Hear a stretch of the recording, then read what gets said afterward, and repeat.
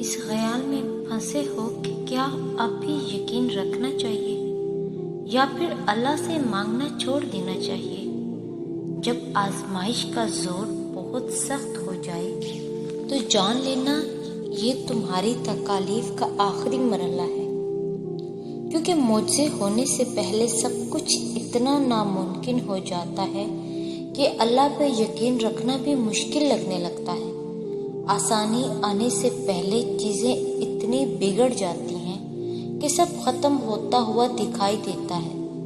تو اگر کبھی زندگی میں تم اس مقام پہ پہنچو جہاں لگے کہ اب مانگنا چھوڑ دینا چاہیے، تو یاد رکھنا کہ وہی مقام اللہ نے اپنے کن کے لیے چن رکھا ہے۔ یہی وہ مقام ہے جہاں اللہ نے تمہارے نصیب کا آخری فیصلہ کرنا ہے، اور یہی وہ مقام ہے جہاں تمہیں دعا کرنی ہے، بہت ساری دعا، اور ہر خوف کو بھلا کر اللہ پہ توکل کرنا ہے۔ حالات کتنے ہی خراب کیوں نہ ہو جائیں، تمہیں اللہ کی قدرتوں کا انتظار کرنا ہے، کیونکہ اللہ کی قدرتیں ہی تم تک تمہاری من چاہی چیز لا سکتی ہیں، اور وہی لائیں گی انشاءاللہ۔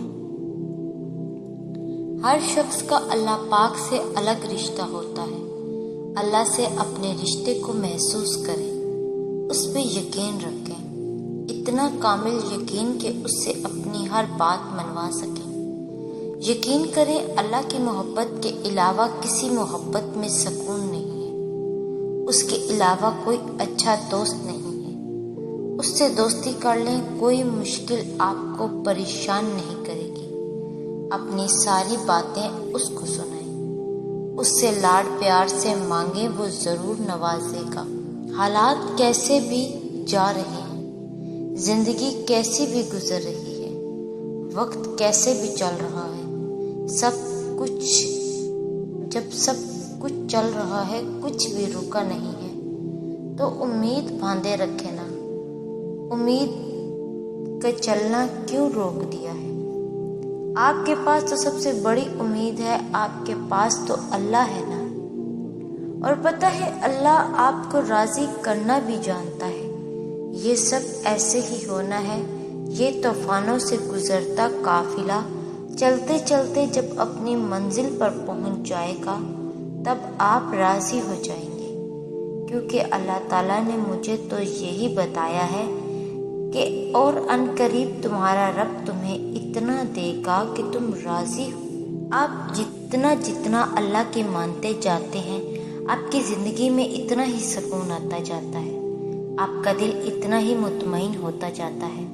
اس کا مطلب یہ نہیں کہ آپ کی زندگی میں کوئی پریشانی، کوئی مشکل باقی نہیں رہتی، بلکہ وہ مشکلیں، وہ پریشانیاں ساتھ ہوتے ہوئے بھی آپ مطمئن ہوتے ہیں۔ وہ اللہ کی نظر میں ہونے کا احساس، وہ آپ کے دل کو پرسکون رکھتا ہے۔ باہر کے ماحول، مشکلیں اور آزمائشیں بھی اس دل کے سکون کو نہیں چھین سکتی، اور یہ نصیب ہو جانا بڑی نعمت ہے۔ اور مومن کے پاس تو ایک ایسی نعمت ہوتی ہے جو اسے کبھی مایوس نہیں ہونے دیتی، وہ ہے رب پر ایمان کی نعمت، کہ میرا رب ہے نا، وہ تو مردہ میں سے زندہ نکال دیتا ہے، وہ تو پتھر میں سے پانی نکال دیتا ہے، تو کیا وہ رب ان مشکل حالات سے خیر نہیں نکالے گا؟ تھک جانا برا نہیں ہے، مایوس ہو جانا برا ہے۔ بہت برا اور مایوس انسان تب ہوتا ہے جب اسے اللہ کی طاقتوں پہ، اس کی رحمتوں پر یقین نہیں رہتا، اور جب یہ بات بھول جاتا ہے کہ جس نے یہ حالات پیدا کیے وہ یہ حالات بدل بھی سکتا ہے۔ دیکھو، ہر چیز انسان کے بس میں نہیں ہوتی، بلکہ کوئی بھی چیز انسان کے بس میں نہیں ہوتی جب تک اللہ نہ چاہے۔ پھر اس سے مایوس کیوں ہونا؟ جس کے حکم سے ایک پتا بھی نہیں ہل سکتا، جس کے حکم سے یہ کائنات بنا دی گئی اور ایک ہی حکم پر ختم کر دی جائے گی۔ مایوس تو وہ ہوتے ہیں جن کے پاس اللہ نہیں ہوتا۔ ہمارے پاس تو اللہ ہے، یعنی بادشاہوں کا بادشاہ، یعنی تمہارا آخری اور واحد مددگار۔ اگر آپ کو معلوم ہو جائے نا کہ دعا انسان کو کیسے کیسے ڈپریشن سے نکالتی ہے، کیسے اداسی اضطراب کی کیفیت کو ختم کرتی ہے، اور کیسے بند دروازے سے آپ کے لیے کھولتی ہے، تو آپ بھاگ بھاگ کر دعا کریں گے۔ آپ گھٹنے لگا لگا کر، آپ گھنٹے لگا لگا کر دعا کریں گے، آپ ایڑیاں رگڑ رگڑ کر دعا کریں گے، اور آپ مصیبت اور خوشی ہر لمحے میں دعا کریں گے۔ یہ سب آپ کو ایسے سمجھ نہیں آئے گا، دعا کرنے سے سمجھ آئے گا۔ اللہ کن کو جلدی عطا کرتا ہے، رب سب کو دیتا ہے، وہ کسی کو انکار نہیں کرتا، لیکن رب اس کے لیے خاص اہتمام کرتا ہے جس نے عمر بھر اپنے رب کے لیے اہتمام کیا ہو۔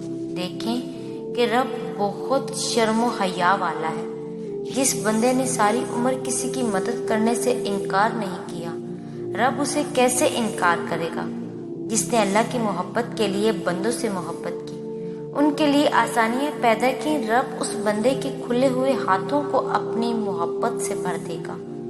جو شاکرین میں سے ہو اور پھر ایسا بندہ اپنی ضرورت اپنے رب کو بتائے، تو رب کہے کہ ایسا صابر و شاکر بندہ ہاتھ پھیلا کر بیٹھا ہے، اس کے ہاتھ گرنے سے پہلے اسے قبولیت سے نواز دیا جائے۔